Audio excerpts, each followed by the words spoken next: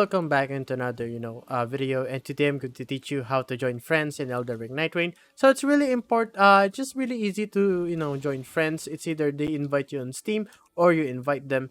It's either you're on PS4, Xbox. It's just important to invite each other. So as you can see here, I can invite any members here on Steam. So I can just pick, I guess anyone here, then they're going to play with me.